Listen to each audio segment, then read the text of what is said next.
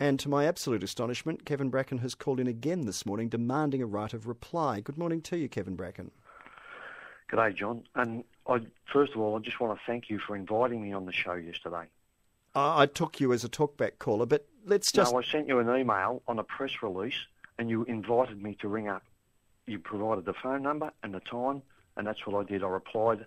Yeah, Kevin, that's a standard invitation. response. That's a standard response saying whether you're calling in about bushfires or you're calling in about traffic cameras or you're calling in about what you called in about, the standard response is feel free to raise it on talkback, and that's just a courtesy. But either way, I yesterday was dismissive of you, and I noticed that it, in fact, took on a bit of a life of its own yesterday. I don't for a moment want to revisit the issues. On the other hand, if I don't talk to you this morning, you'll say I'm censoring your rights of free speech, won't you?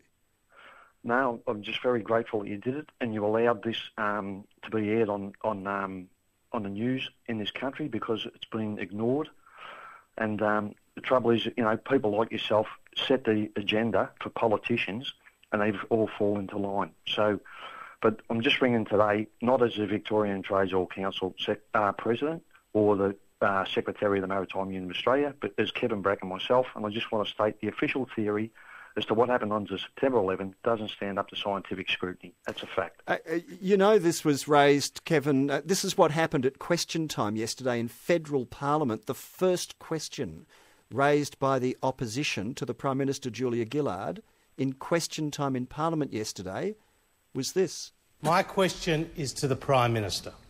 I refer to the comments of Kevin Bracken, President of the Victorian Trades Hall Council and member of the Port Melbourne branch of the Labor Party. Josh Frydenberg, in relation Victoria. to the terrorist attacks on the World Trade Centre on September the 11th, 2001, and I quote, "I believe the official story is a conspiracy theory that doesn't stand up to scientific scrutiny."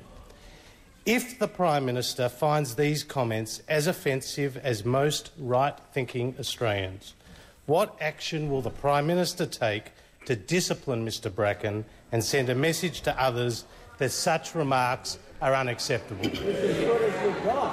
Order. Prime Minister. Thank you very much, and I thank the member for what I understand to be his first question and congratulate him for his election to this place. On his question, obviously I don't agree with the remarks. Obviously they are stupid and wrong. I think the member was in the House yesterday when I gave my Prime Minister's statement on Afghanistan. I would refer him to that. That is my view, obviously. It is the view of the Labor Party. If the member wants to research our policy that goes through our national conferences and other places, then he will find that outlined our view about the conflict in Afghanistan and why Australia is and there. On it went in Parliament yesterday. In fact, it ended up in uproar. Kevin Bracken, the Prime Minister says you're wrong and stupid, but you, again today, want to put your head up for people to whack you around the ears, do you? Yeah, because for too long, people like yourself have stifled public debate in this country. And I thank you for letting me air it yesterday, and I stand by what I said. The official story does not stand up to scientific scrutiny, and I'm be only too happy to debate you on it. And if it's so ridiculous, you know, why don't you debate me on it, John? Because it's so ridiculous. You just explained it yourself. You know, your remarks have been reported in the Daily Telegraph, online around the world. There's been vigorous commentary and polling, and you have completely covered yourself in ridicule. And by calling in again today, you'll do the same. I notice the polling's about 50-50, so maybe not, mate. It's about 50% support for what I said, okay? I make it absolutely clear to listeners, I have not sought you out today, Kevin Bracken. You have yet again popped your head up and said, I'm pleased with all of this. Let's make that absolutely clear. Yep, I am. And that's what, as I said, unions they debate ideas.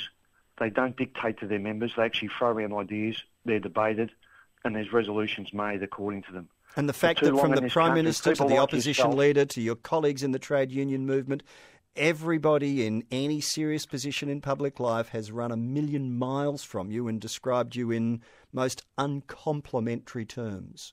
because, John, unfortunately, cowards like yourself have set the political agenda in this country for too long.